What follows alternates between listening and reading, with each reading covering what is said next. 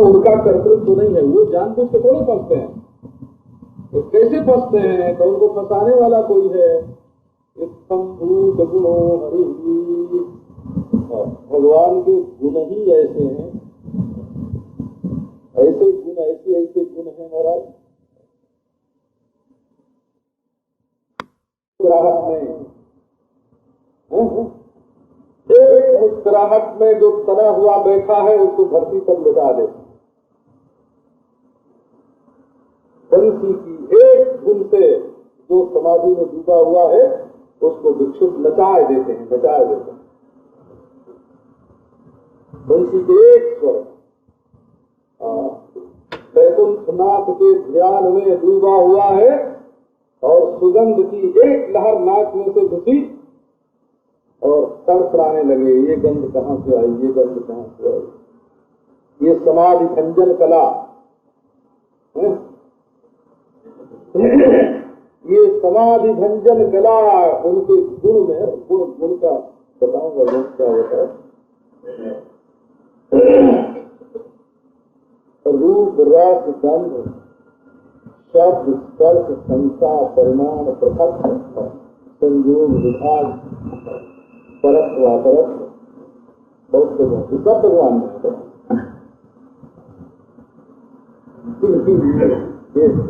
के सब चतुर्गुणपति क्यों भागवत में तो ये चाहने तो भगवन नित्या यत्र महागुणा, ये गुण और बहुत सारे गुण सब भगवान में बसते हैं। तो भगवान में ऐसे ऐसे गुण हैं महाराज, ऐसे ऐसे गुण हैं जो विषयी हो गए उसको गुणानुवाद सुन के विषयानंद का अनुभव होता है। श्रोत्र मनोभिरामात, कान में जैसे अमृत पड़ रहा, मन में जैसे अमृत आ रहा है, संसार में क्या होता है। तो वही संसार में फंसता हो जिसको भगवत गुणानुवाद की एक कणिका, कणिका की कणिका खुदिया, स्पीकर शब्द का प्रयोग है ना, विकृत शब्द का प्रयोग है। विकृत मतलब खुदिया, बूंद नहीं, बूंद के 100 टुकड़े कर दो, एक बूंद के 100 टुकड़े कर दो, है ना, खुदिया जिसके ऊपर पड़ गई है उसको संसार फीका लगता है। जो मुजराम लागते मीठे तो नौ रस खत रस अनरस रस वे जाते सब सीखे, जो मुजराम लागते मीठे। एक बार भगवान की मिठास का अनुभव हो जाए, उनके गुणानुवाद की मिठास का अनुभव हो जाए तो संसार में कहीं आसक्ति हो सकती है।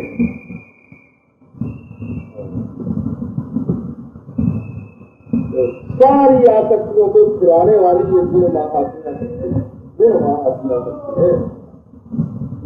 तो भागवत में तो इतना विस्तार से इसका वर्णन है।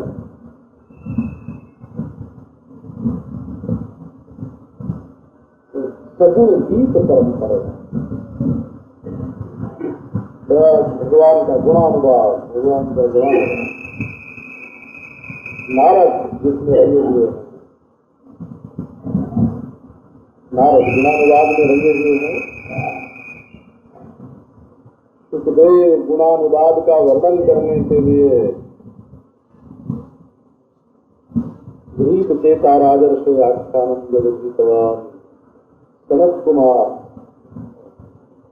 परीक्षित सुखदेव हनुमान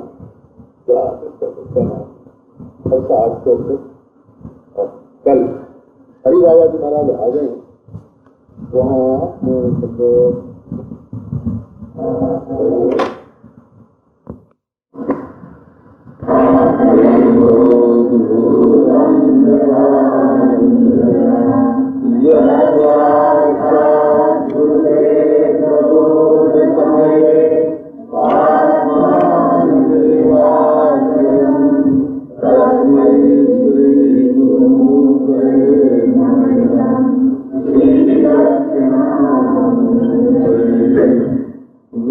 सर्वेषामनुरञ्जनेन आनन्दमिन्दीवरश्रेणी श्यामलकोमलैरुपनयम् अङ्गैरनन्दोत्सवम् स्वच्छन्दं व्रजसुन्दरीभिरभिता धृत्यङ्गमालिङ्गितः शृङ्गारस्वतीमूर्तिमान् मदो मुग्धो हरिप्रीयते ॐ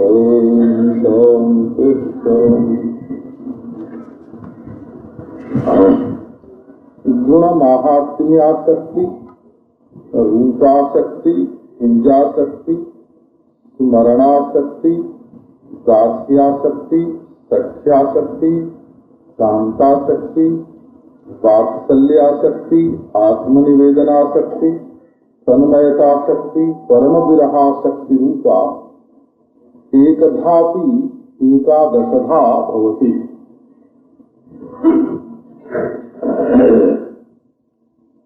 अब भक्ति के अंतर्गत जो उसके 11 प्रकार हैं, भक्ति का स्वभाव ही है वो 11 रूपों में बट जाती है। उसका वर्णन करें तो ये आसक्ति है। अब कल वाली बात आपको स्मरण होगी कि संसार में आसक्ति को बुरा माना जाता है, पर वही भगवान से हो जाए तो सर्वश्रेष्ठ है। और निराकारवाद में स्थूल को, सगुण को समझो, साकार को, परिच्छिन्न को खराब माना जाता है। और भक्ति में वही ब्रह्म साकार हो जाए, स्थूल हो जाए, इंद्रिय ग्राह्य हो जाए, प्रत्यक्ष हो जाए तो उसको श्रेष्ठ माना जाता है। ज्ञान की जगह मोह हो और कार्य कारणातीत ब्रह्म की जगह स्थूल रूप हो,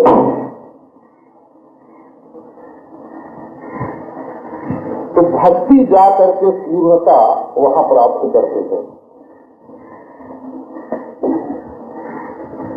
तो जिसमें स्थूल भी ब्रह्म से अतिरिक्त न रहे और जिसमें मोह भी ज्ञान से अतिरिक्त न रहे, जहां मोह भी ज्ञान स्वरूप है और जहां स्थूल भी ब्रह्म स्वरूप है, ये भक्ति की महिमा है। इसीलिए भक्ति को आसक्ति के रूप में कहा गया। तो इसको आप ऐसे लें कि जब भजन में रुचि हो जाए तब भजनीय में आसक्ति होती है। भजन में रुचि होती है और भजनीय में आसक्ति होती है। भजनीय माने जिसका भजन किया जाता है।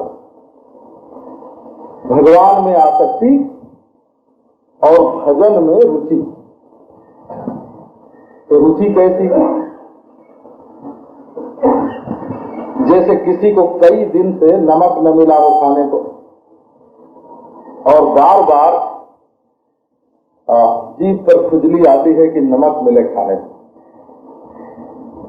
जैसे कई दिनों से मीठा न मिला हो खाने को और मन में मीठा खाने की रुचि होती है।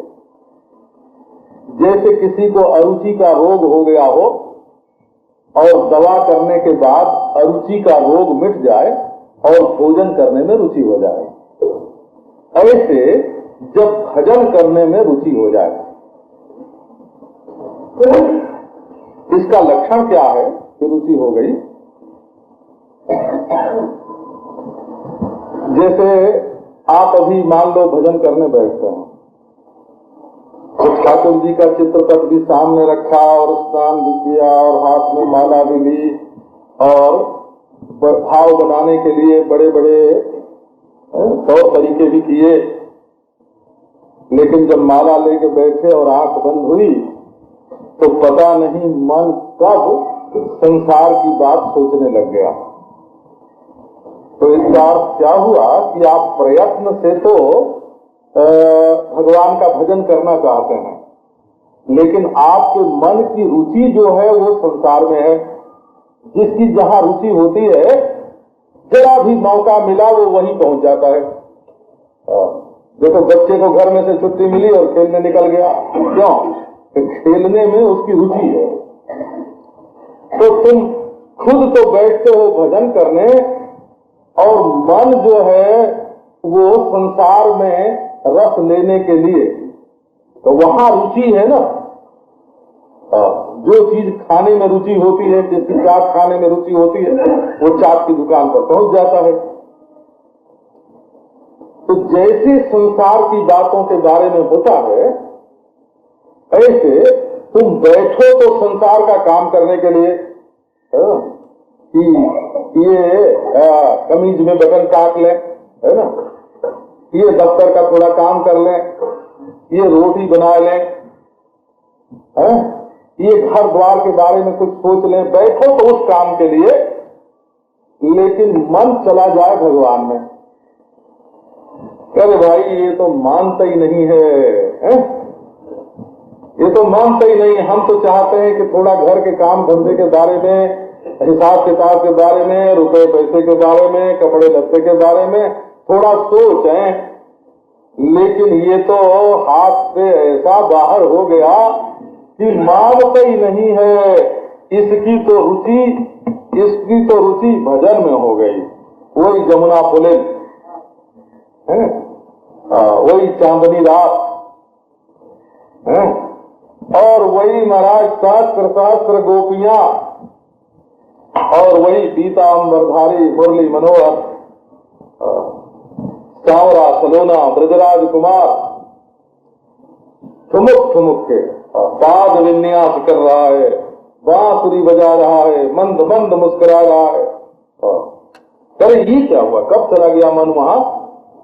मैं तो घर का काम करने के लिए बैठा था, ये हमारा मन वहां कब चला गया?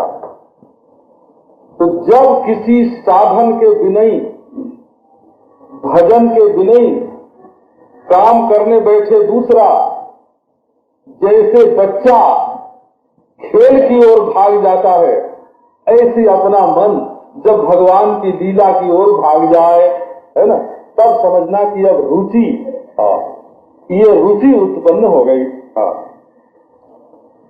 आ गया कुछ चटपटापन। श्याम सुंदर तो चटपटा है ना, खुद नमकीन है भगवान, चटपटा। सलोना, सलोना माने जानते हैं आप? जिसमें लोन पड़ा हो ना, उसका नाम सलोना। बड़ा रसीला, बड़ा स्वाद, इसीलिए मोहन भोग मीठा होता है, क्योंकि उसमें नमकीन पना तो खुद ही बहुत है ना। उसको मोहन भोग लगाओ, मोहन थाल, मोहन भोग, कैसा मीठा मीठा उसको चाहिए। तो नारायण कहो। अब रुचि तो होती है भगवान के स्मरण में, चिंतन में, ध्यान में, और आसक्ति किससे है? का आसक्ति है उसी प्रियतम से, प्रीतम से, प्रीतम से। धातु प्री है, वो तृप्ति के अर्थ में प्री धातु है, उससे केवल प्री ही बनता है।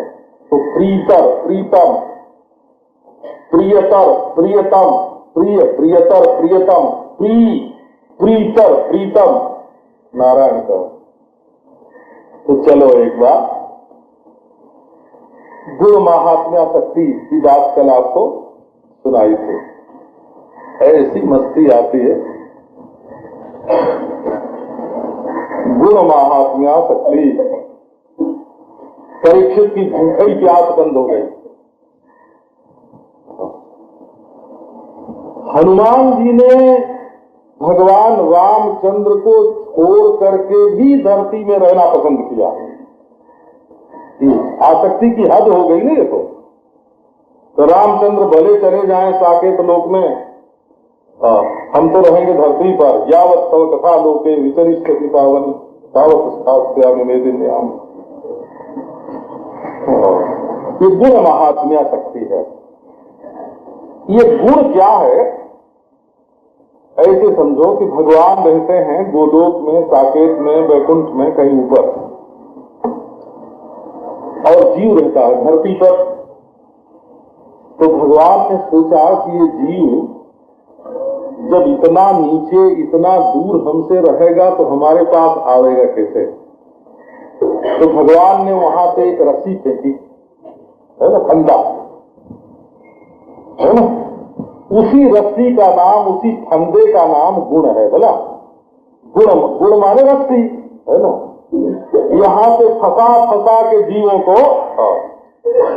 बहवैह विहंगा भिक्षुचर्याम चरंती तदनुचरित लीला कर्ण पीयूष वेत्रोट सक्र ददन विधूत द्वंद्व धर्मा व्यवस्था।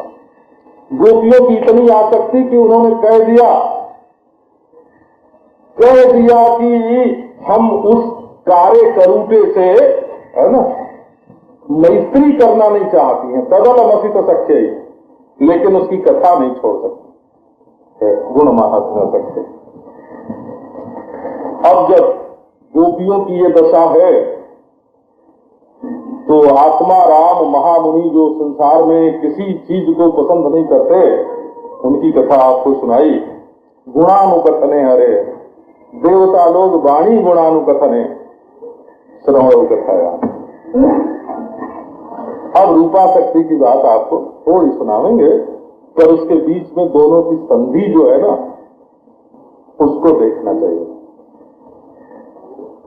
रूपा शक्ति तब हो गए, रूपा शक्ति माने भगवान की खूबसूरती में फंसना। भगवान का जो परम सुंदर रूप है ना, परम सुंदर रूप, उसमें आसक्त होना, उसमें फंसना। बोले भाई रूप में फंसे तब जब वो दिखे।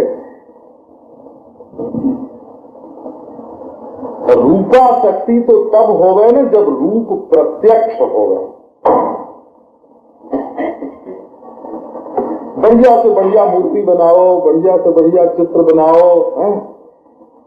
लेकिन दूसरा कारीगर होगा उससे भी बढ़िया मूर्ति बना देगा, दूसरा कारीगर होगा उससे भी बढ़िया चित्र बना देगा, है? और जिस समय भगवान प्रकट हैं उस समय तो उनको देख देख करके रूपा शक्ति सर्वसाधारण के लिए सुलभ है, परंतु जिस समय भगवान प्रकट नहीं है उस समय तो ये गुण महात्म्य शक्ति ही काम देगी। बल्कि देवर्षि नारद का ऐसा मत है, ये जिनका सूत्र मैं पढ़ के आपको सुना रहा हूं, इनका ऐसा मत है कि जिस समय भगवान प्रकट होते हैं और उस समय भी जो रूपासक्त होते हैं वो भी गुण महात्म्य ज्ञान सहित ही रूपासक्त होते हैं। इनका मत ऐसा है। नास्ति तत्रापि महात्म्य ज्ञान, न तत्रापि महात्म्य ज्ञान विस्मृत्यपवाद तद्विहीनम तु जाराणामिव अस्तेवमेवम्। देवर्षि नारद बोलते हैं कि भले गोपियों की जाति हीन हो गए, भले उनको महात्म्य ज्ञान न रहा हो गए, भले उनका आचार ऊंचा न रहा हो गए, परंतु ये नहीं कहना कि उनको महात्म्य ज्ञान बिल्कुल था ही नहीं, ऐसा नहीं कहना। गोपियों को भी भगवान के गुण महात्म्य का ज्ञान था। विस्मृति रूप गुण न तत्रापि महात्म्य ज्ञान विस्मृति रूप अपवाद कलंक। वहाँ अपवाद शब्द का कलंक है हो। हिंदी टीकाओं को देख रहे से साफ नहीं होता कि वहाँ अपवाद माने क्या, कोई व्याकरण का पूर्वत्रा सिद्धम सूत्र तो नहीं लगता। व्याकरण में होता है एक उत्सर्ग होता है, एक अपवाद होता है, पहले एक नियम बनाते हैं और फिर उसका अपवाद कर देते हैं। तो ऐसा अपवाद यहाँ नहीं है। अपवाद माने लांछन, कलंक। विस्मृति रेव अपवाद, विस्मृत्य अपवाद। तो महात्म्य ज्ञान विस्मृति रेव अपवाद, महात्म्य ज्ञान की विस्मृति ही कलंक है। बिना समझे बूझे ऐरे गहरे नथु खैरे किसी से प्रीति कर बैठे, बोले हम भगवान से प्रेम कर रहे हैं, तो नारायण कहो, नारायण कहो। इसका नाम भगवत प्रेम नहीं होता है। महात्म्य ज्ञान की विस्मृति जो है वो कलंक है, प्रेम में कलंक है। और गोपियों में भी महात्म्य ज्ञान विस्मृति रूप कलंक नहीं है, अर्थात महात्म्य ज्ञान उनको है। तद विहीनम तो जाराणामिव, यदि महात्म्य ज्ञान बिना गोपियों का प्रेम होवे तब तो वो जार प्रेम के समान हो जाएगा। उसमें दोष बताया देवर्षि नारद ने कि भाई ऐरे गहरे के साथ प्रीति जोड़ते मत करना, प्रीति जोड़ना हो तो भगवान के साथ प्रीति कीजिए, तो नंदन सो प्रेम करना हो तो नंद नंदन श्याम सुंदर से प्रीति करो, इधर उधर अपनी प्रीति को मत जोड़ो। अब ये हुआ कि भाई जब गोपियों को भी गुण महात्म्य की जरूरत है, तो जो लोग प्रत्यक्ष रूप से राम को नहीं देख रहे हैं, कृष्ण को नहीं देख रहे हैं, शिव को नहीं देख रहे हैं, नारायण को नहीं देख रहे हैं, वो उनके रूप में प्रेम कैसे करें? बोले रूप भी एक गुण है। आप ये ध्यान में रखना, असल में रूप भी एक गुण ही है। एक श्रेष्ठ पुरुष में जो बहुत से गुण होते हैं, उनमें से एक गुण उनका सौंदर्य भी है। तो कहते हैं रूप गुण है और तेज द्रव्य है। तेज रूप द्रव्य का गुण है रूप, तो शब्द स्पर्श रूप रस गंध है ना, परत्व अपरत्व संयोग विभाग पृथक्त्व, ये सब गुण होते हैं गुण। तो रूप सौंदर्य भी एक गुण है। जब हम सुनते हैं कि भगवान इतने सुंदर हैं, इतने सुंदर हैं, है ना, उनके सौंदर्य को सुनते सुनते श्रवण से जो उनका सौंदर्य हृदय में आता है उसके प्रति प्रीति होती है। माने असल में गुण महात्म्य शक्ति जो है वो रूपा शक्ति उत्पन्न करती है। कोई कोई गुण महात्म्य शक्ति में ही रहते हैं और किसी किसी के चित्त में गुण महात्म्य शक्ति रूपा शक्ति प्रकट कर देती है। क्योंकि जब हम श्रवण करते हैं ना तो भगवान का रूप बड़ा सुंदर, आपने सुना होगा इतना सुंदर रूप था, इतना सुंदर रूप कि श्रीमद् भागवत में आया है, जन मर्त्य लीलौपैकम स्वयोग माया बलम दर्शयता गृहीतम विस्मापनम स्वस्य च सौभगर्भे परम पदम भूषण भूषणांगम।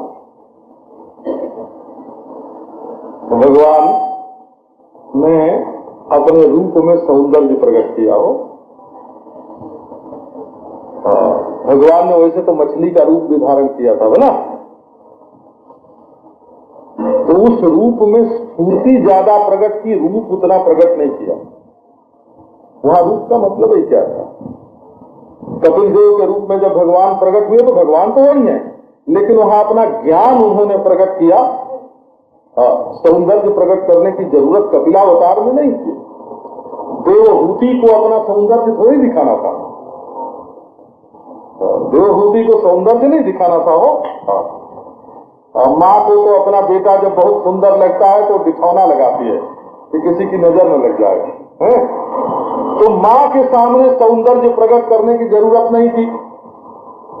अब जब भगवान कछुआ बने और मंदराचल उनके पीठ पर घुमाया जाने लगा, है ना, तो अब वो पीठ पर, महाराज कछुए के पीठ पर सौंदर्य प्रकट करने की क्या जरूरत है? शुक्रावतार में कौन सी रासलीला करनी थी?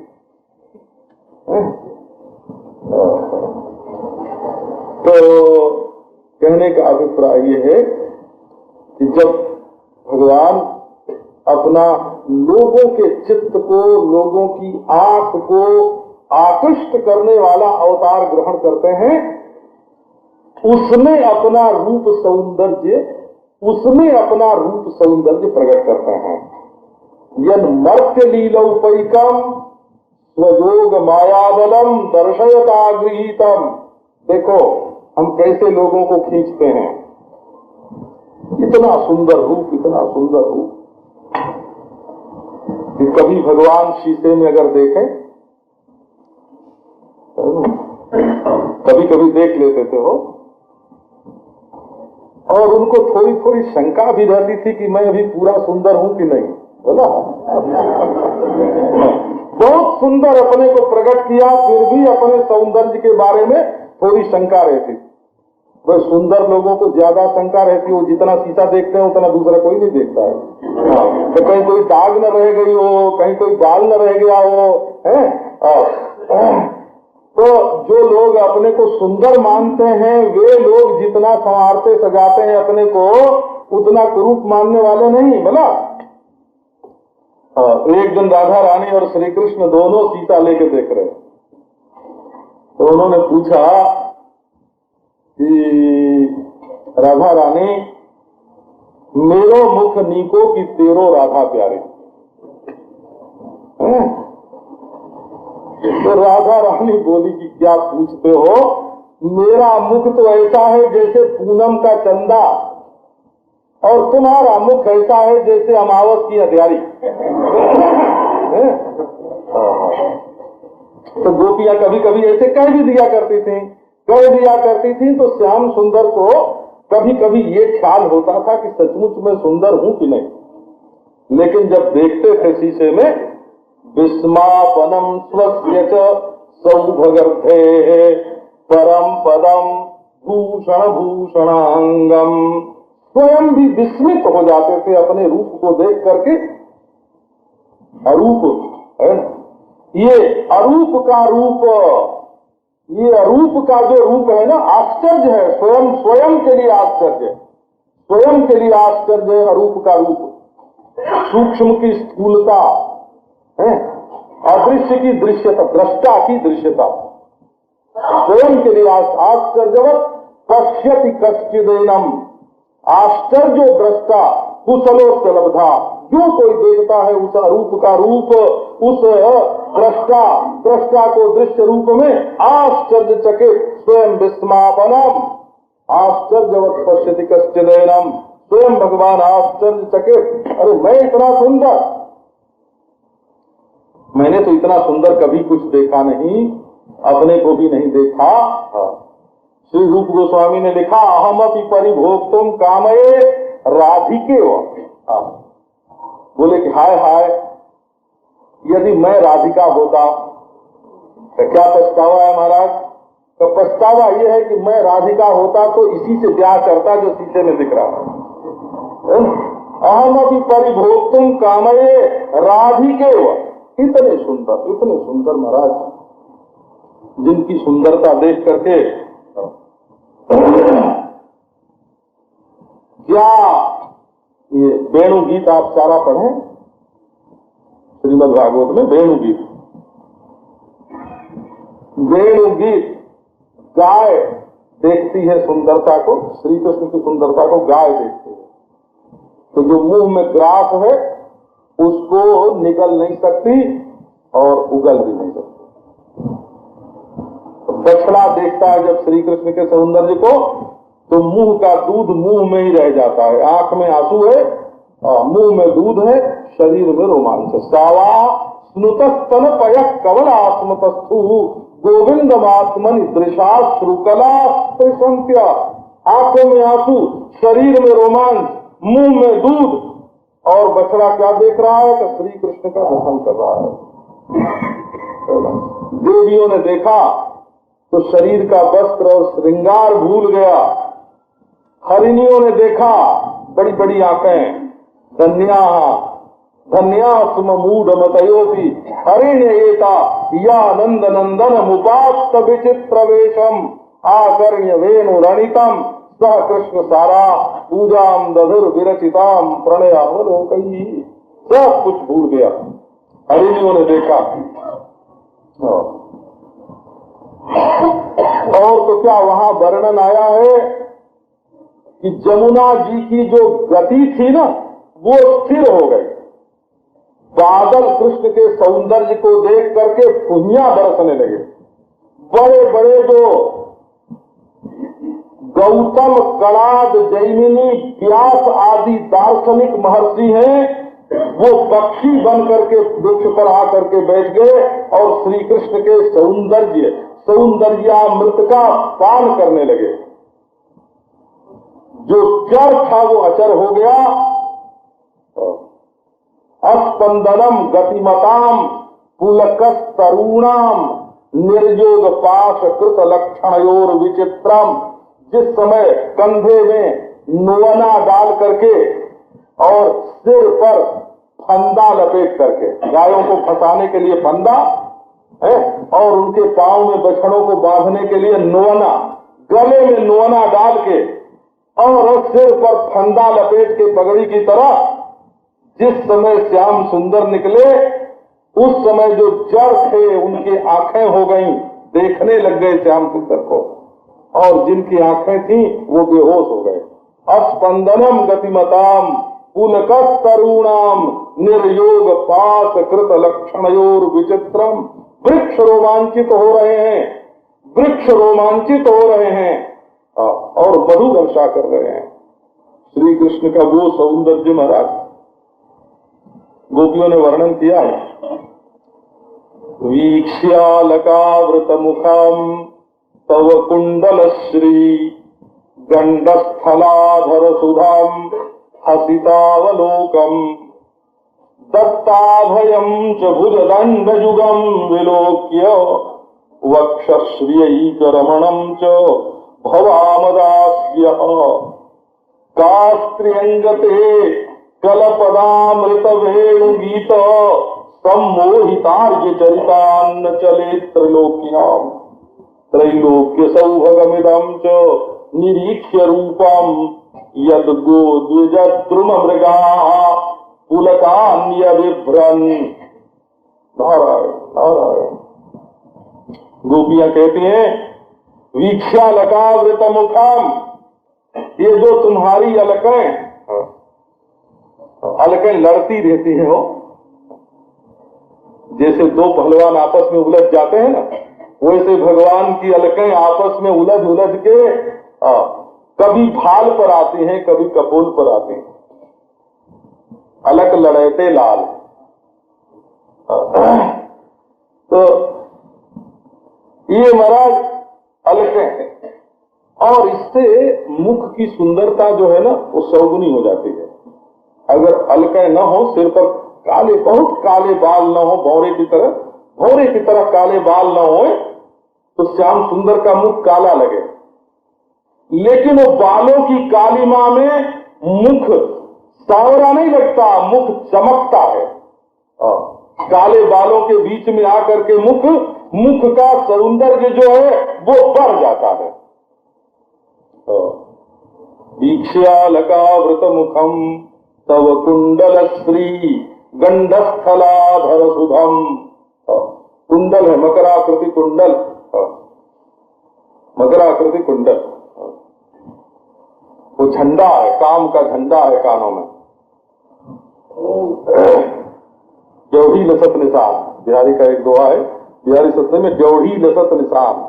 दरवाजे पर कामदेव ने अपना झंडा लगा दिया, मकराकृति कुंडल, मत्स्य जो है ना, मत्स्य मत्स्य उसके झंडे का निशान, ड्योढ़ी लसत निशान।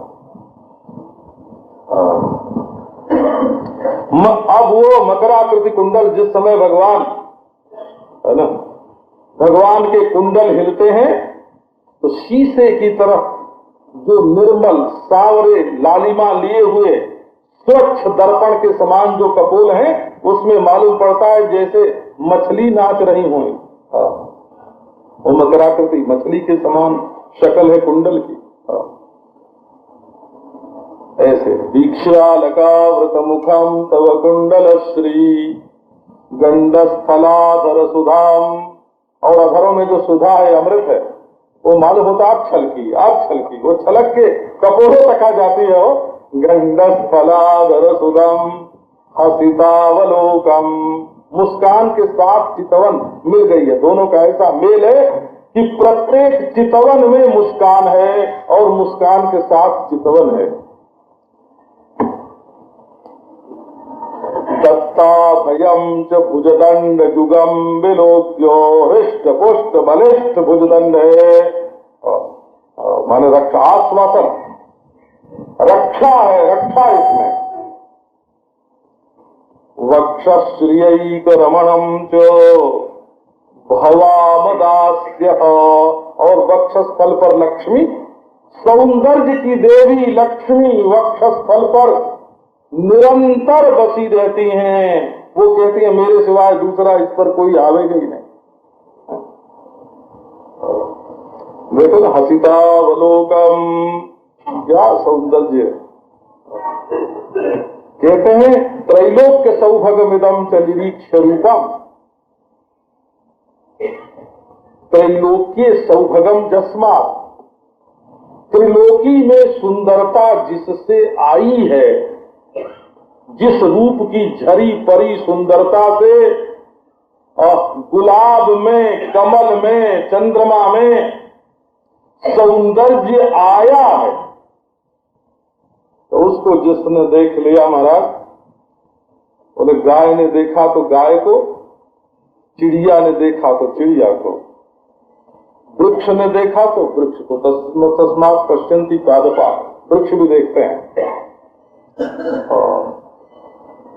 और हरिण ने देखा तो हरिण को, सबको रोमांच हो गया, स्तब्ध, जहां के तहां स्तब्ध। तो रूपा शक्ति होती है। अब देखो, सुन करके देखने का मन होता है। हम वर्णन तो कर रहे हैं, ये भी गुण महात्म्य शक्ति के की शाखा हुई कि नहीं? आखिर तो हम वर्णन ही कर रहे हैं ना कि श्याम सुंदर का ऐसा रूप, मुरली मनोहर का ऐसा रूप, उनकी मुस्कान ऐसी, उनकी चितवन ऐसी, उनका सावरापन ऐसा। ये हम तो आपको गुण महात्म्य सुना रहे और आप गुण महात्म्य सुन रहे, लेकिन इससे निकलता है क्या? कैसे निकलती है रूपा शक्ति? कहु सखी असको तनुधारी, जो नमोह यह रूप निहारी। रामचंद्र के रूप का वर्णन किया गोस्वामी जी ने। तो सखी बताओ तो सही, ऐसा कौन शरीरधारी है जो इस रूप सौंदर्य को, रूप माधुर्य को, रूप माधुर्यामृत, रूप सौंदर्यामृत का पान करके मोहित न हो जाए? कौन ऐसा शरीरधारी है? स्त्री है कि पुरुष है? को तनुधारी, ललकार दिया हो। जब बिच्छी और है ना, बिच्छू और सापिन तक मोहित हो जाते हैं। जिनहि निरखी मग सापिनी बीछी, तजत विषम विष तामस तीछी। बिच्छू और सांपों ने जब देखा उनकी सुंदरता को, तो उनका विष बह गया, अमृत ही अमृत उनके अंदर रह गया। जब जलचरों ने देखा, देखन कहा प्रभु करुणा कंदा, प्रगट भये बहु जलचर वृंदा, है ना, तिनकी ओटन देखिए बारी है। ऐसे प्रकट हुए महाराज, मोह हुआ उनको। क्या मोह हुआ? कि उनके ऊपर से बंदर जो है वो यात्रा कर रहे हैं और उनको पता नहीं चलता है। अपर जल चरण ऊपर चढ़ी चढ़ी पार जाई। जलचर, थलचर, नभचर, कौन नहीं मोहित हो गया? खरदूषण मोहित हो गया, राक्षस खरदूषण मोहित हो गया। रामचंद्र के सौंदर्य को देख करके खरदूषण राक्षस बोला कि नहीं, वध लायक नहीं, पुरुष अनुपा। बड़ा सुंदर है भाई, इसको मारो मत, ले चलो, पकड़ के ले चलो, चिड़िया खाने में रखेंगे। जो लोग आवेंगे उनको दिखावेंगे कि देखो कितना सुंदर, कितना सुंदर, कितना सुंदर है ना। हमारे यहाँ कितना सुंदर हम लेके आए हैं। धरो धावो, पकड़, दौड़ करके इसको पकड़ लो, वध लायक नहीं, पुरुष अनुपा। महाराज देवताओं में देखें तो नारायण रामचंद्र के सौंदर्य को देख करके मोहित हो गए। ये वर्णन है रामचरितमानस में वर्णन। जिस समय दूल्हा बन करके रामचंद्र भगवान जनकपुर की सड़क पर चले, हरिहित सहित राम जब जो है, रमा समेत रमापति मोहे। लक्ष्मी नारायण दोनों एक ही साथ। शंकर जी महाराज मोहित हो गए, ब्रह्मा मोहित हो गए, इंद्र मोहित हो गए। इन लोगों को जो ज्यादा ज्यादा आंख है ना, उस पर बड़ा गौरव हुआ कि आज हमें राम देखने को मिले। जनक जी मोहित हो गए। सहज विराग रूप मन मोरा, थकित होत जिमि चंद चकोरा। इनहि विलोकत यति अनुरागा, बरबस ब्रह्म सुख ही मन त्यागा। ब्रह्मानंद का त्याग करके जनक जी महाराज राम रूप अनुरागे, राम रूप में रूप है। बोले वो तो प्रवृत्ति परायण थे, निवृत्ति परायण सनकादि। तो उन्होंने जब रामचंद्र के रूप सौंदर्य का दर्शन किया, क्या दशा हुई उनकी।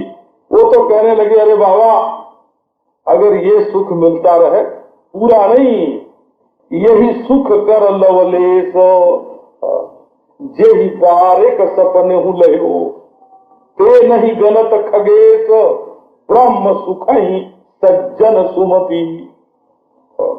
ब्रह्मानंद से भी बढ़ करके ये परमानंद रूपासक्ति। इसी अब यही जब रूप की महिमा सुनते हैं ना, तब चित्त में रूप का महात्म्य आता है। ये रूप पंचभूत का बना हुआ नहीं है ना, मिट्टी, पानी, आग, हवा, इनका बना हुआ नहीं है। इसमें भौतिक शब्द, स्पर्श, रूप, रस, गंध नहीं है। ये आधिदैविक रूप नहीं है बोला। आधिदैविक रूप जो होता है वो सात्विक तन्मात्रा से बनता है, और आधिभौतिक रूप जो होता है वो तामस तन्मात्रा से बनता है। तो बोले कि नहीं भाई, ये हृदय में ये बुद्धि है, ये मन है, ये फलाना है, ये ठिकाना है, ये जो आध्यात्मिक तत्व है ना, उन्हीं का नाम राम है, वही बड़े सुंदर है। बोले नहीं, ये अध्यात्म जो है ये भी सत्वगुण से ही, सात्विक तन्मात्रा से अध्यात्म बनता है, सात्विक तन्मात्रा से अधिदैव बनता है, तामस तन्मात्रा से अधिभूत बनता है। तो ये प्रतीकात्मक भी नहीं है। अच्छा, तब ये प्राकृत हो गए? तो बोले नहीं, प्रकृति नहीं, ये तो साक्षात सच्चिदानंद घन ब्रह्म ही है। ये रूप जो है, ये रूप जो है, ये तो बोले प्राकृत नहीं है, तो फिर सगुण ईश्वर का रूप होगा? बोले नहीं, हम ये पूछते हैं कि गुण सहित जिसको बोलते हैं वो सगुण, गुण वाला जो है वो सगुण है कि निर्गुण है? जो गुण जिसका विशेषण हो गया वो तो निर्गुण हो गया। सगुण शब्द असल में गुण वाले का वाचक है, गुण का वाचक नहीं है। तो बोला बताओ, निर्गुण ब्रह्म में रूप कहां से आएगा? अद्भुत लीला इसकी, अद्भुत लीला इसकी है। निर्गुण ब्रह्म में ये रूप कहां से?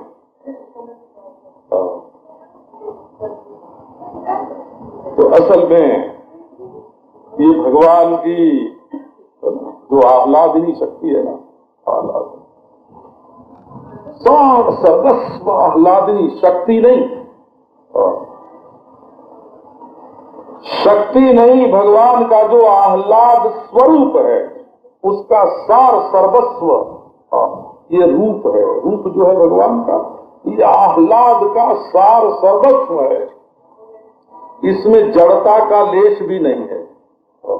ब्रह्म संहिता में जो श्री चैतन्य महाप्रभु लाए थे ना दक्षिण से, जस्येन्द्रियाणि निखिलेन्द्रिय वृत्तिमंती, गंध लेती है और देखती है और छूती है और सुनती है और सोचती है। जस्येन्द्रियाणि निखिलेन्द्रिय वृत्तिमंती, भगवान के आकार में, उनकी आकृति में, उनके रूप में जड़ता का लेस नहीं है कि ये तो सच्चिदानंद घन रूप है।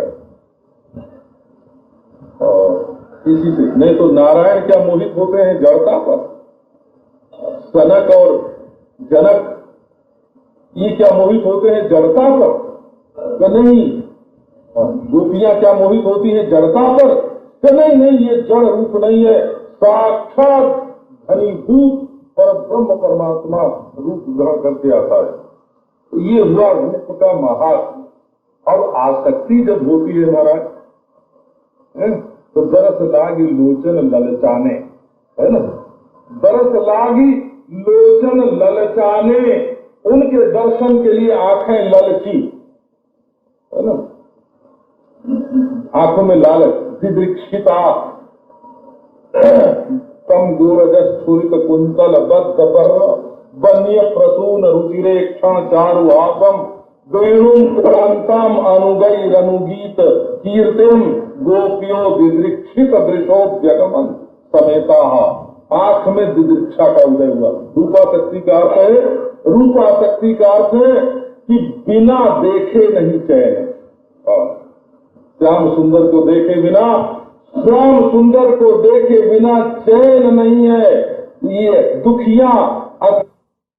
अच्छा, अब समझो कि इस संसर्ग के, ये दुस्संग के सिवाय भगवान के एक रूप से तो प्रेम किया और दूसरे रूप की निंदा शुरू कर दी। नारायण कहो, अपने गुरु से प्रेम करो पर दूसरे के गुरु की निंदा मत करो। अपने इष्ट से प्रेम करो परंतु दूसरे के इष्ट की निंदा मत करो। अपने मंत्र का जप करो परंतु दूसरे के मंत्र की निंदा मत करो, बोला। ये भी ये जो है ये भगवत अपराध आ जाता है। फिर ये भी है ना, उसके बाद बोले संतों का अपराध आता है। संतों का अपराध भगवान के अपराध से भी बड़ा होता है। वो क्या कि भगवान अपने अपराध को तो माफ कर देते हैं, बोला, लेकिन संतों का अपराध माफ नहीं करते। दुर्वासा जी को फिर अम्बरीश के पास जाना पड़ा। तो भक्ति जो है, बस भक्ति करते जाओ, ये समग्र अपराधों को मिटा करके चिकना चुपड़ा बना के, मक्खन की मालिश करके हो, चिकना बना के, बिंदी लगा के, बगना पहना के, डिठौना लगा के, बाल सवार के, हैं, तुम्हें हंसा के, खिला के, बढ़िया कपड़ा पहना के, सुंदर श्रृंगार करके अपनी गोद में लेके और ले जाके भगवान की गोद में रख देती है। इसलिए भक्ति से बढ़ करके कोई दूसरा साधन नहीं है, क्योंकि और सब साधन आत्म प्रधान होते हैं, उसमें अपनी प्रधानता होती है और भक्ति में भगवान की प्रधानता होती है। अब ये प्रसंग बताते हैं। 2 बार कहने का अर्थ इस बात को बिल्कुल पक्की, भक्तिरेव गरीयसी, भक्तिरेव गरीयसी, माने इस बात को बिल्कुल पक्की समझो, है ना। बहुत पक्की करने के लिए बात 2 बार बोले जाते हैं। भक्तिरेव गरीयसी, भक्तिरेव गरीयसी, भक्ति बड़ी है, यही सबकी दादी है, यही पितामही है। वंश में सब गुरुओं की गुरुवानी यही है, भक्तिरेव गरीयसी। सबसे बड़ी है ये। अब बोले कि ये भक्ति जो है एकधापि एकादशधा भवति, ये भक्ति वैसे है तो एक ही, लेकिन 11 रूप धारण करती है, 11 प्रकार से आती है। ये धा जो है उसका अर्थ है प्रकार, प्रकार अर्थ में ये धा प्रत्यय हो गया है। एक धापि, एक प्रकार की होने पर भी एकादशधा भवति, 11 तरह की होती है। उसमें पहली बात बताते हैं गुण माहात्म्यासक्ति, ये पहली आसक्ति है। तो गुण माहात्म्यासक्ति, रूपासक्ति, पूजासक्ति, स्मरणासक्ति, दास्यासक्ति, सख्यासक्ति, कांतासक्ति, वात्सल्यासक्ति, आत्मनिवेदनासक्ति, तन्मयतासक्ति, परम विरहासक्ति रूपा एकधापि एकादशधा भवति। नारायण का नाम लो, ये देखो, एक तो होता है किसी को जानना, ये आप समझो अपने मोहल्ले में कई लोग ऐसे होंगे जिनको आप जानते होंगे।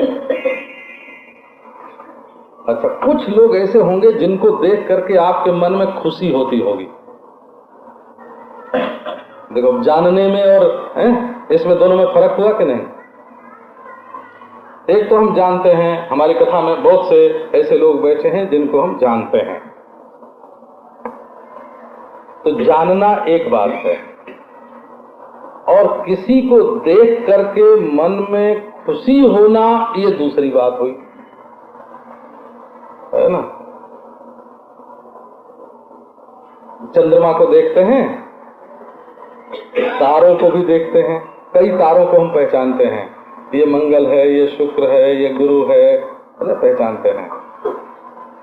अच्छा, पहचानते तो बहुतों को है, पर सबको देख के खुशी नहीं होती।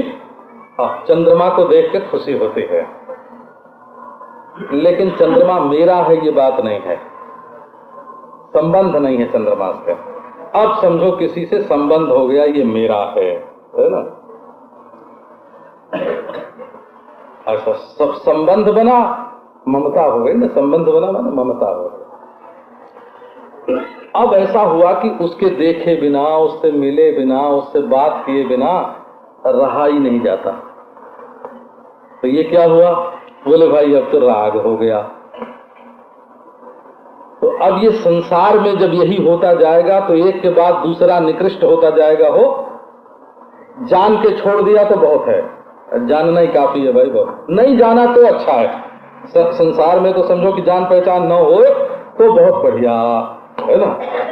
अच्छा, फिर मान लो जान पहचान हो गई, कोई बात नहीं, सड़क पर बहुत से लोग पैदल रोड पर चलते हैं, ये भी एक आते जाते कभी दिख जाते हैं, कोई बात नहीं है, आंख में गड़े नहीं, न बुराई में गड़े न अच्छाई में गड़े। हाँ, कोई बुराई को लेके गड़ता है, कोई अच्छाई को लेके गड़ता है। गड़ने के बाद बोले किसी किसी को देख के तबीयत खिल जाती है कि आहा बहुत बढ़िया, का वो प्रसन्नता आए। तो संसार में जब किसी को देख करके प्रसन्नता ज्यादा आने लगे तो समझना कि मन का झुकाव इधर हो रहा है, शुरुआत हो गई। तो देख के खुशी होती है ना, फिर बात करके खुशी होती है, फिर छू के खुशी होती है, फिर मिल के खुशी होती है, फिर मर के खुशी होती है। तो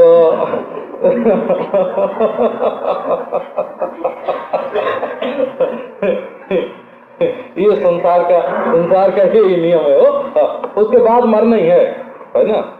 देख के खुशी हुई, बात करके खुशी हुई, छू के खुशी हुई, मिल के खुशी हुई, बोले मर के खुशी हुई। अब उसके बाद तो मरने के सिवाय और कुछ नहीं है। तो संसार में जो ये क्रम चलता है ये पतन का क्रम है। अब यही क्रम जब भगवान की ओर चलता है, देखो है ना, तो पहले भगवान का स्मरण करके, भगवान का नाम लेके खुशी होती है, फिर रूप का ध्यान करके खुशी होती है, फिर स्मरण करके खुशी होती है,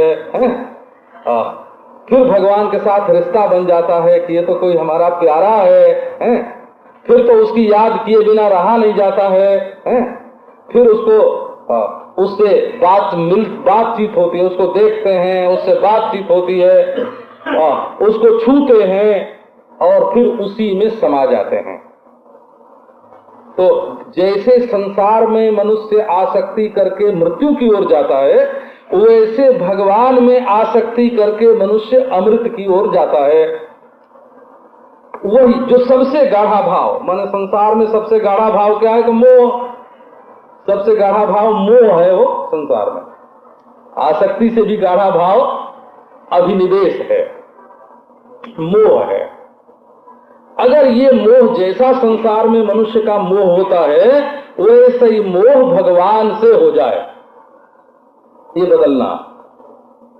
जानकारी नहीं बदल, जानकारी जो है ना, जानकारी बनी रहे पर संसार की नहीं, भगवान की। खुशी बनी रहे पर संसार को देख करके नहीं, भगवान को देख करके। संबंध रहे पर संसार से नहीं, भगवान से। देखे बिना रहा न जाए, न गोवर्धन वासी सांवरे हो, तुम बिन रहो न जाए। ब्रजराज लड़े थे लाडले हो, तुम बिन रहो न जाए। तो तुम बिन रहो न जाए, ये बात तुम किससे कहते हो? हड्डी मांस जाम के पुतले से कहते हो कि तुम बिन रहो न जाए, कि भगवान से कहते हो कि तुम बिन रहो न जाए? तो ये मैंने ये बात किस लिए कही? यहाँ जो आसक्ति शब्द का 11 बार प्रयोग है ना, 11 बार इस सूत्र में आसक्ति शब्द का प्रयोग है। तो जैसे धनासक्ति होती है, पुत्रासक्ति होती है, कांतासक्ति होती है, पुरुषासक्ति होती है, जैसे स्त्री पुरुष की परस्पर आसक्ति होती है, ऐसी आसक्ति भगवान से बननी चाहिए। तब भक्ति आसक्ति का, मोह का रूप धारण करके आते हैं। देखो, लोगों को प्रांतीयता का मोह होता है, राष्ट्रीयता का मोह होता है, मानवता का मोह होता है, परंतु सबके भीतर जो है ना ईश्वर, उससे मोह हो गए। ईश्वर से जो मोह, सबसे बड़ा ज्ञान है ईश्वर से मोह हो जाना। सबसे बड़ी असंगता है ईश्वर से आसक्ति हो जाना। ईश्वर से जब आसक्ति हो गई तो संसार से अनासक्ति हो गई, अनासक्ति। अच्छा, अब इस प्रसंग को फिर कल के लिए रखें हैं।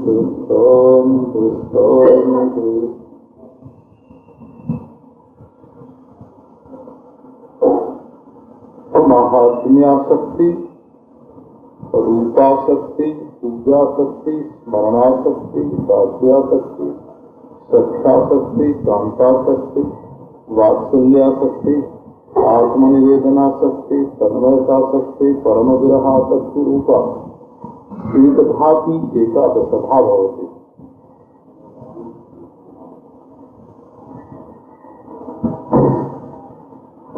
कल आपको सुनाया था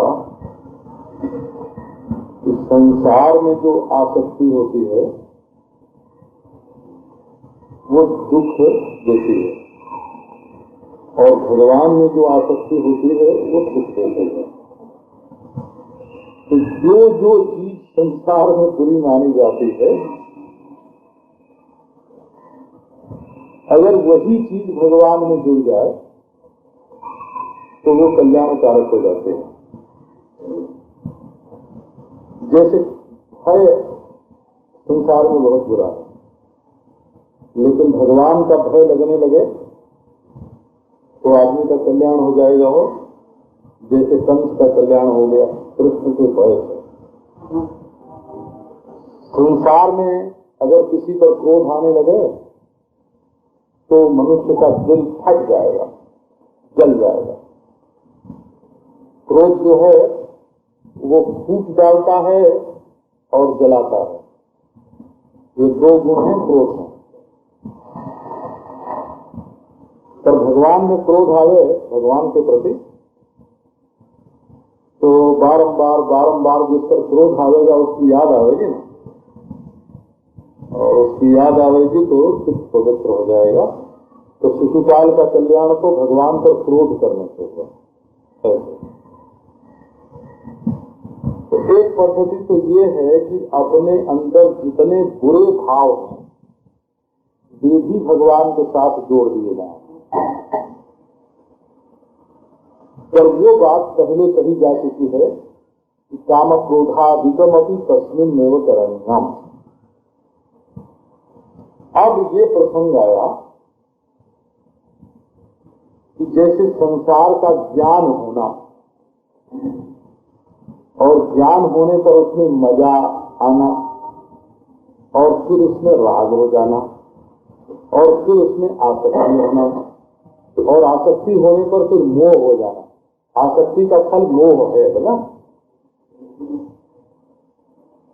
तो पहले संसार में किसी चीज को अच्छी मानते हैं, फिर उसमें मजा आने लगता है।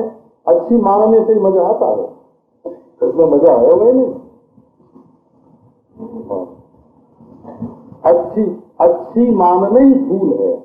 संसार में किसी चीज को अच्छी मानने ही भूल है। अब उस भूल में से फिर मजा निकलने लगता है।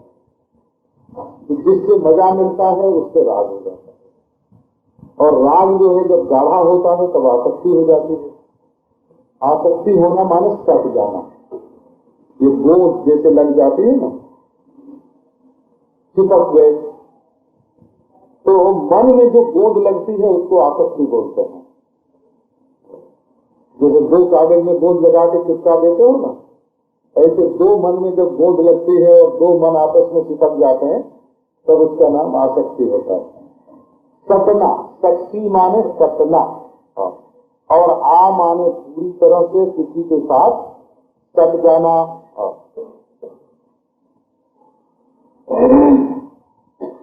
तो संसार में किसी से भी आसक्ति होना बुरा है और मोह होना तो उससे भी बुरा है।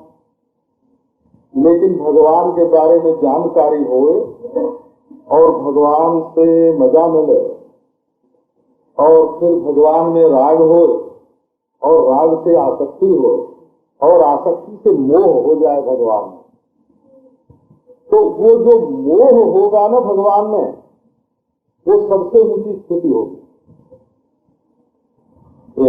ये देखो ये भक्ति की ये महिमा है कि असल में भगवान से जो मोह की दशा है वो सर्वोच्च भक्ति का स्वरूप है। मोह उसी में मूड हो जाना, अपना तन मन धन खो देना, अपने काम धंधे को भूल जाना, अपने शरीर की याद नहीं रहना, है ना। बस उसी में फंस गए भगवान में। अब देखो, अब भगवान के बारे में भी समझो।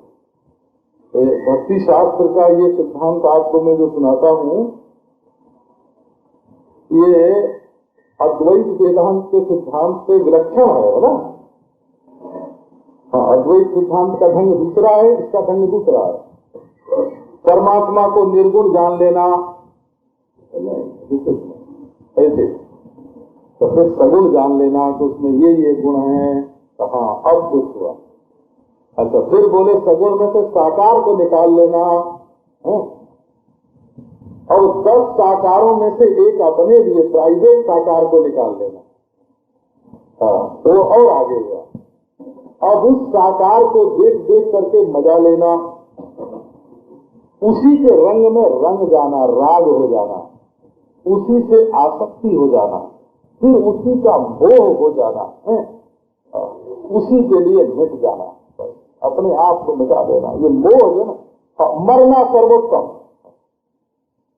उसके लिए मूर्छित होना उससे कम, और उसी के मोह में फंस जाना उससे भी कम।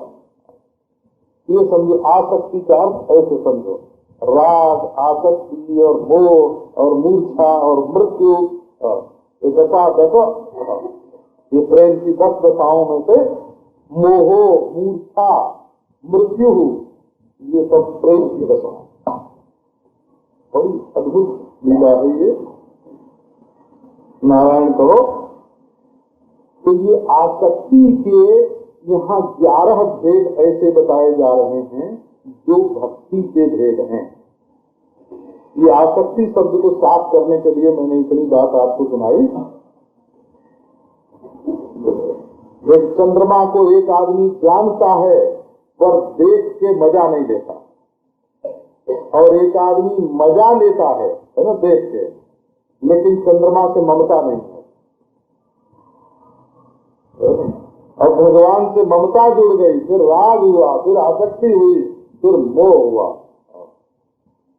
अब ये जितना जितना आपको, जैसे भगवान में भी देखो, निर्गुण ब्रह्म, फिर सगुण ब्रह्म, फिर साकार ब्रह्म, फिर साकार ब्रह्म में अपने प्राइवेट ब्रह्म, बहुत सारे साकार ब्रह्म के रूप में, उसमें बाल ब्रह्म, जुबा ब्रह्म है ना, प्रौढ़ ब्रह्म तो नहीं, जुबा ब्रह्म, किशोर ब्रह्म अपने, और ब्रह्म को हम नहीं जानते, किशोर ब्रह्म को, ब्रज नव जुगनाथ, ये किशोर ब्रह्म है। अच्छा, फिर उसको देख के मजा लेना, उसमें आसक्ति हो जाना, उससे मोह हो जाना, ये सर्वोत्तम दशा, सर्वोत्तम दशा ये होगी। तो जरा आसक्तियों के रूप देखो क्या क्या है। गुण महात्म्य शक्ति, जैसे ब्रह्म के रूप में सबसे छोटा जो ब्रह्म का रूप होगा और सबसे जो स्थूल होगा वो अपने काम का होगा, ये भक्ति का सिद्धांत होगा। बोला जो सबसे बड़ा रूप होगा वो हमारे काम का नहीं है, अपरिच्छिन्न रूप हमारे काम का नहीं है, हमको तो परिच्छिन्न चाहिए, हमको निराकार नहीं, हमको साकार चाहिए, है ना। अब उसमें भी जो हमारा ममतास्पद हो सके वो चाहिए, है ना, जिससे हम मोह कर सकें, जिसके लिए मर मिट सकें वो चाहिए। तो ऐसे जितना जितना निकटता बढ़ती जाएगी ना, उतनी उतनी भक्ति की श्रेष्ठता होगी। ये भक्ति शास्त्र का सिद्धांत है। वो दृष्टा के रूप में जो परमात्मा है वो परमात्मा का अध्यात्म रूप है ना, और दूसरे लोक में जो परमात्मा है वो परमात्मा का अधिदैव रूप है। और जब हम इस अधिभूत शरीर को पकड़ करके बैठे हैं, तब जब परमात्मा अधिभूत होकर के आए कि हमसे मिले, इसी शरीर से उसका आलिंगन आदि प्राप्त हो गए, तो वो भक्ति का श्रेष्ठ रूप होगा। भक्ति दर्शन दृष्टा दर्शन नहीं, दृश्य दर्शन कहलाता है। भक्ति दर्शन जो है वो दृष्टा का दर्शन नहीं है, दृश्य का दर्शन है। ये भक्ति दर्शन की विशेषता है। तो अब उसको कैसे दृश्य बनावे, वो तो हो जाए दृश्य और हमारा रिश्तेदार, और हम हो जाएं उसके लिए मोहग्रस्त, उसके मोही। ऐसा बने तब भक्ति बने। हमारे दिल में तो होवे उसके लिए मोह, और वो होवे हस्तग्राह्य, हस्तग्राह्य है ना, वो तो होवे हस्तग्राह्य, और हमारा हृदय होवे मोहग्रस्त। ऐसा ईश्वर मिले तो भक्ति भाव पूर्णता को प्राप्त हो। ये बिल्कुल उल्टा, माने वो अद्वैत वेदांत का जो दृष्टिकोण है उससे ये बिल्कुल 16 आने उल्टा है। तो साधना की दृष्टि से तो ये उल्टा है, हो साधना की दृष्टि से उल्टा है, और सिद्ध दृष्टि से उल्टा नहीं है। सिद्ध दृष्टि से ब्रह्म के सिवाय कोई स्थूल वस्तु ही नहीं है, वो स्थूल वस्तु ब्रह्म ही है, और मोह जो है सो तो वो भी ज्ञान ही है, अत्यंत ज्ञान ही है। ऐसी एक पूर्ण दृष्टि है जिसमें मोह भी अखंड ज्ञान है और जिसमें वो परिच्छिन्न स्थूल व्यक्ति भी ब्रह्म है। और उस पूर्ण दृष्टि को जब साथ लेते हैं वो सबको प्राप्त नहीं। वो किसी भी पंचकोश का विवेक करने वाले वेदांती को मालूम नहीं है, वो किसी भी अवस्थात्रय विवेक करने वाले वेदांती को मालूम नहीं है। वो तो जिसको अद्वैत ब्रह्म का बोध हो करके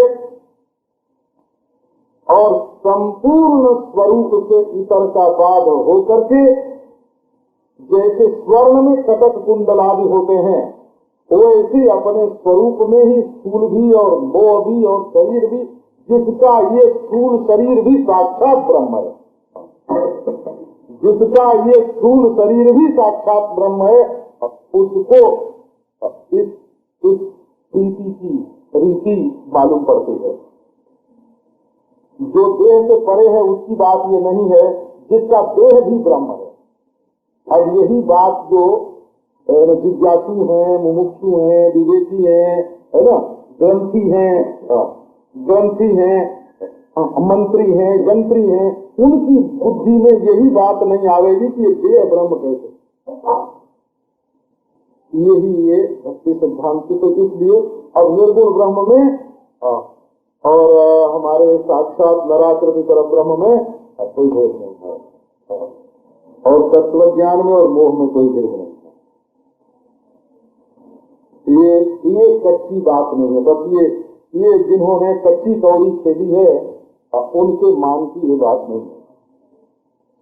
तो जिसको पूर्ण परात्पर पर ब्रह्म का प्रत्यक्ष चैतन्य भिन्न रूप से साक्षात्कार हुआ है, जिसके लिए जड़ भी भगवान ही है, देह भी भगवान ही है, सुषुप्ति भी पर ब्रह्म परमात्मा है। तो त्यागत पड़े उताने कहे कबीर कोई ठिकाने, निद्रा समाधि संसार पदयो प्रदक्षिण विधि स्त्रोत्राण सर्वाग्य रहा। ये डर के जो लोग काम करते हैं दुनिया में, उनकी ये चीज नहीं है। अच्छा, तो अब आसक्ति की बात अगले, इसीलिए आसक्ति की बात करता हूँ। तो गुण महात्म्य आसक्ति बाद में है रूपासक्ति। तो रूपासक्ति जरा भारी है, क्यों? रूप का बाहर आंख से दिखना भी कठिन है और हृदय में ध्यान होना भी कठिन है। मन में ही जब भगवान का रूप आना कठिन है तो आंख से दिखना तो और भी कठिन है। इसलिए रूपासक्ति जो है उसके पहले गुण महात्म्य शक्ति होना आवश्यक है। ये बात इसलिए बताई कि गुण महात्म्य शक्ति होना आवश्यक है। गुण महात्म्य शक्ति क्या है? भाई गुण और महात्म सुनने में ऐसी आसक्ति हो गई, भगवान के गुण और महिमा महात्म्य दोनों के श्रवण में, वर्णन में आसक्ति हो गए। बोले भाई ऐसा वर्णन करते हैं, ऐसा वर्णन करते हैं कि भूल गया, देश भूल गया, काल भूल गया, श्रोता भूल गए, है ना। सुनने वाले कौन है ये भूल गया, बोला सुनाने वाला कौन है ये भी भूल गया, और कितना समय गया ये भी भूल गया, और कहाँ बैठ के सुना रहे हैं ये भी भूल गया, देश गया, काल गए, व्यक्ति गए, खाना भूल गया, पीना भूल गया। देखो परीक्षित सुन रहे थे, ये चौथे दिन की बात है। 3 दिन कथा सुन चुके थे और चौथे दिन का सायंकाल था। और सुखदेव जी ने कहा कि परीक्षित अब 4 दिन हो गया, बहुत परिश्रम हो गया, कुछ खा लो पी लो, है ना, थोड़ा विश्राम कर लो, कुछ नहीं। तो उनको तो दिख रहा था कि 7वें दिन तो मरना है। अब इस बीच में जितना मिनट भगवत कथा सुने बिना बीत जाएगा वो खाली जाएगा। तो नहीं तो उनको मृत्यु भी नहीं दिख रही थी, उनको मिनट भी नहीं दिख रहे थे। लक्ष्मणं त्वन्मुखां भोजस्यतं हरिकथामृतं नैषा विदुत्साहात् शृण्वाम यत्तोदमपि बाधते। ये असह्य भूख, ये त्याग, जिसके कारण मतवाला होकर के मैंने एक महात्मा के गले में मरा हुआ सांप डाल दिया। जिस भूख ने मुझे इतना उन्मादी, इतना प्रमादी बना दिया था, जिस प्यास ने, अब वो प्यास और वो भूख मेरे पास भटक नहीं रही है। तो क्यों? तो पिबंतम त्वन्मुखाम भोजस्योतम, तुम्हारे मुख रूप धन्वंतरी से, मुख रूप चंद्र से जो भगवत गुणानुवाद रूप अमृत की वर्षा हो रही है। त्वन्मुखाम भोजस्योतम, हम भोजस चंद्र, अभजस चंद्र, तुम्हारा मुख चंद्र है और उससे ये वाक्य रूप अमृत की वर्षा हो रही है और मैं पी रहा हूँ। लो, भूख गई, प्यास गई, देह की स्मृति हो गई। अब मन कहाँ डूब गया? तो मन डूब गया भगवान के गुणानुवाद में, है ना, आसक्ति। इसका नाम हुआ क्या? इतनी आसक्ति है भगवत कथा के श्रवण में। जुआ खेलने वाले लोग महाराज जुआ खेलने के लिए बैठते हैं, इतनी आसक्ति होती है उनकी, जुए में खाते नहीं है, 6-6 घंटे महाराज पत्ते डालते रहते हैं।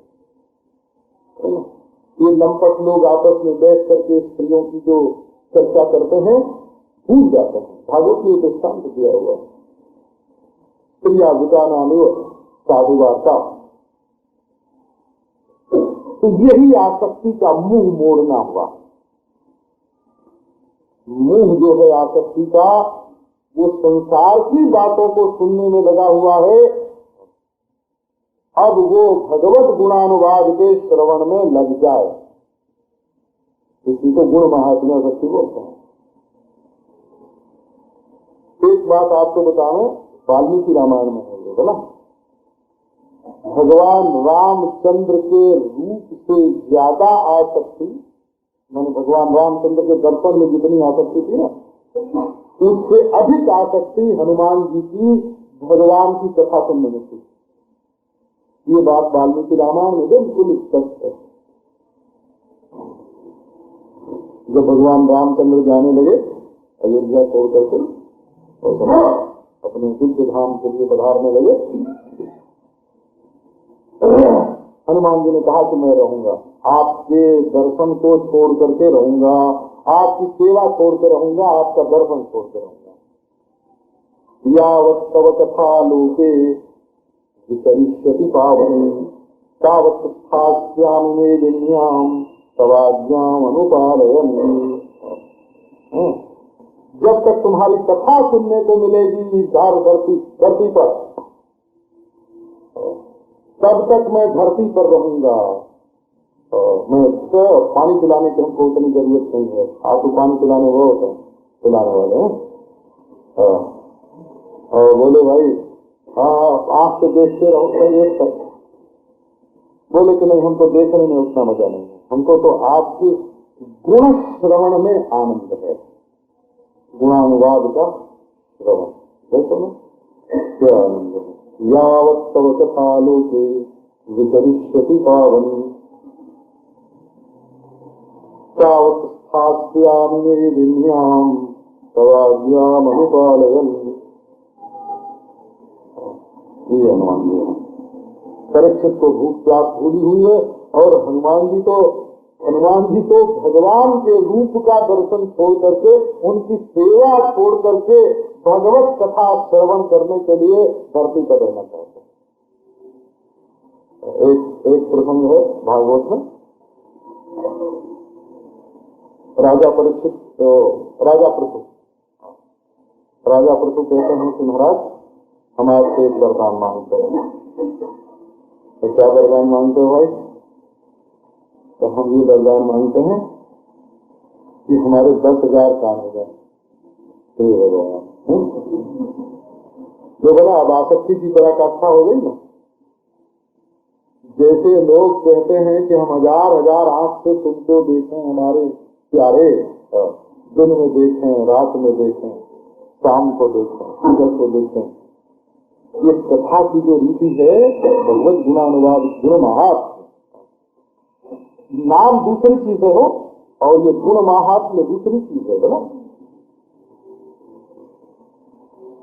गुण नाम जो है वो दूसरी चीज है और ये गुण महात्म। परीक्षित कथा श्रवण कर रहे हैं, हनुमान जी कथा श्रवण कर रहे हैं। यत्र यत्र रघुनाथ कीर्तनम तत्र तत्र कृतमस्तकांजलिं बाष्पवारि परिपूर्ण लोचनम मारुतिं नमत राक्षसान्तकम्।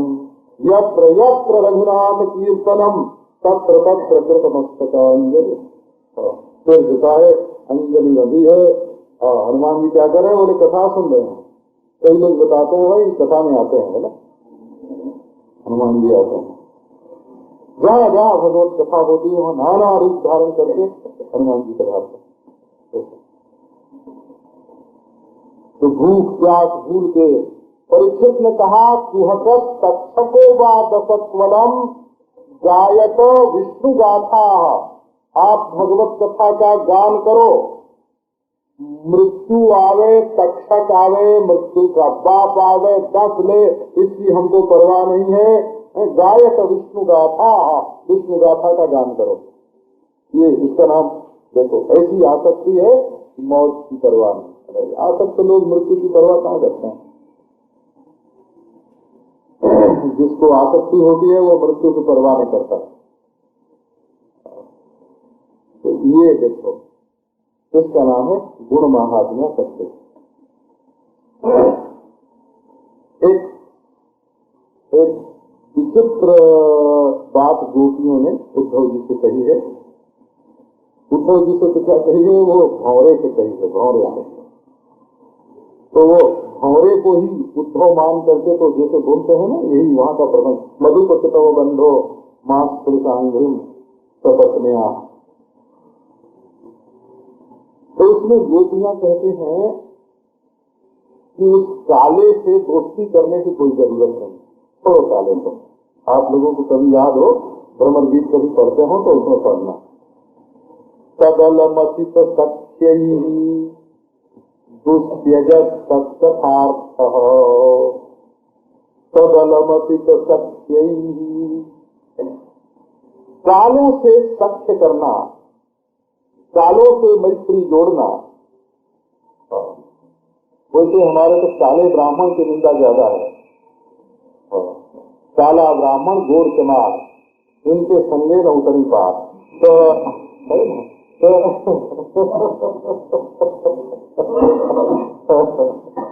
नाव में बैठना हो तो देख लेना चाहिए। अगर ब्राह्मण काले रंग का हो और चमार गोरे रंग का हो तो उनके साथ नाव पर बैठ के पार नहीं जाना चाहिए। पता नहीं नाव पार पहुंचे कि बीच में डूब जाए।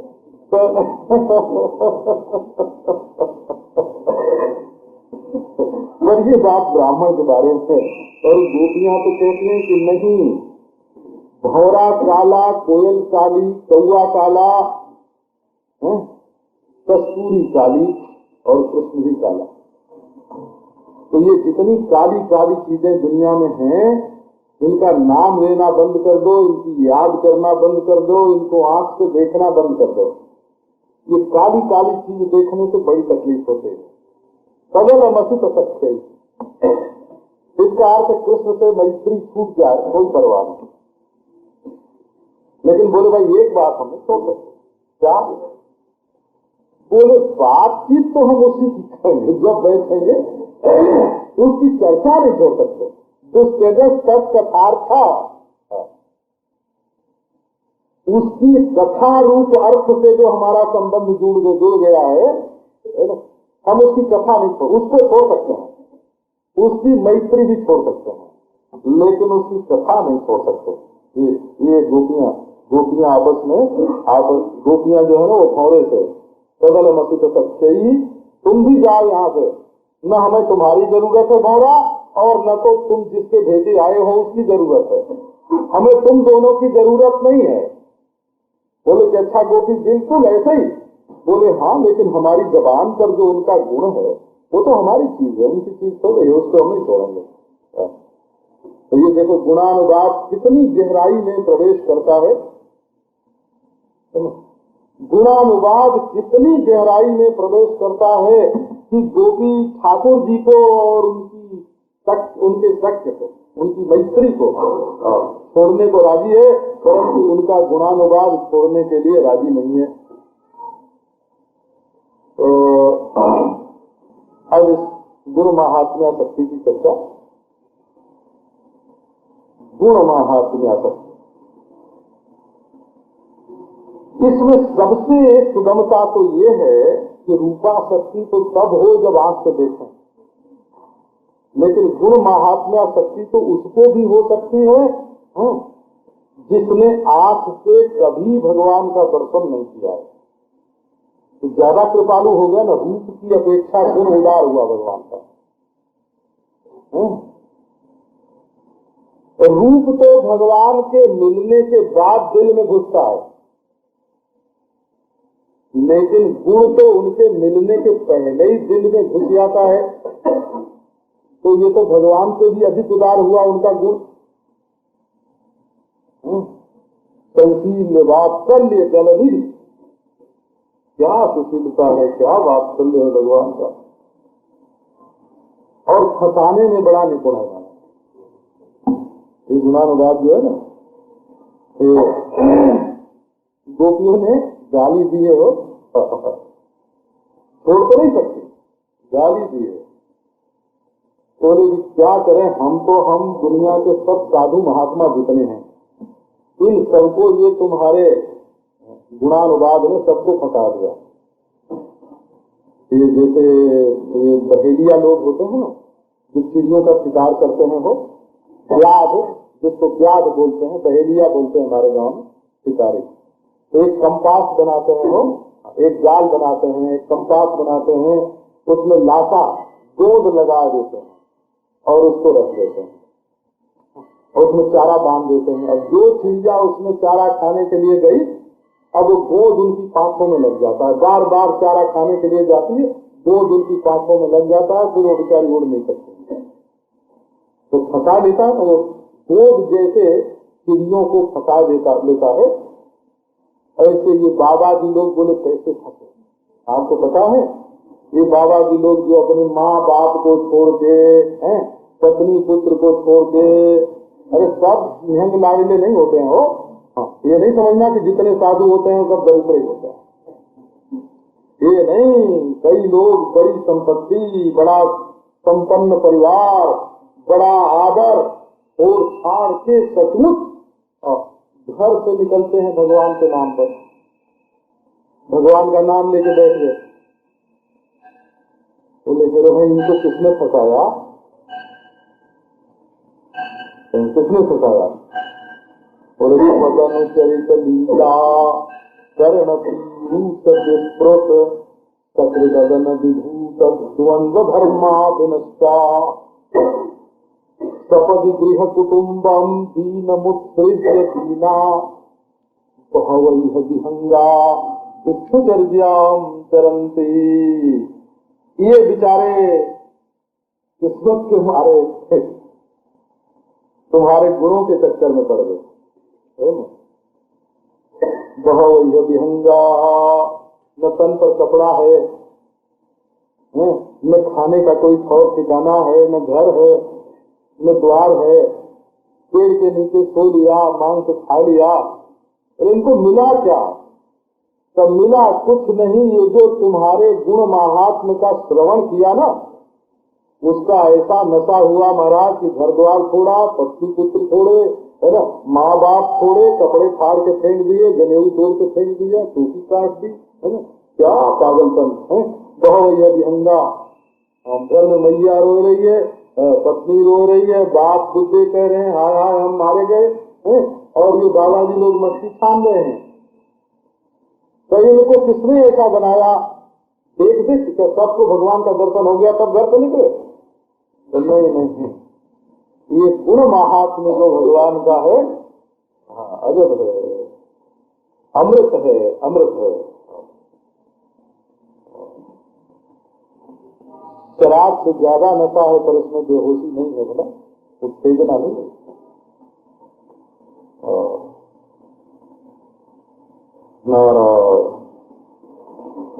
अनुचरित लीला कर्ण विप्रोत, मुंह से नहीं किया जाता, कान में उड़ेल देते हैं, और बार बार नहीं, एक ही बार। सत्रदन विधूत द्वंद्व धर्मा विनष्टा, अब देखो गुण महात्मा। नारायण कहो ये फंसाने में इतना निपुण है। गुण माने तो रस्सी होता है ना, गुण माने रस्सी, फंदा। वो दूर तक फेंक के महाराज, फेंकने वाले को देखा नहीं किसने फेंका है ना, और वो गुणों की रस्सी फेंकी बड़ी दूर तक। तो कौन कौन फंसे इसमें? बोले इसमें नारद फंसे, इसमें सनत कुमार फंसे, इसमें सुखदेव फंसे। ये कोई मामूली पक्षियों का शिकार थोड़ी करने वाला है, बड़े बड़े फंस गए इसमें। आत्मा रामाश्च मुनयो निर्ग्रंथा अप्युरुक्रमे कुर्वन्ति हैतुकीं भक्तिं इत्थं भूत गुणो हरि। गुण है भगवान।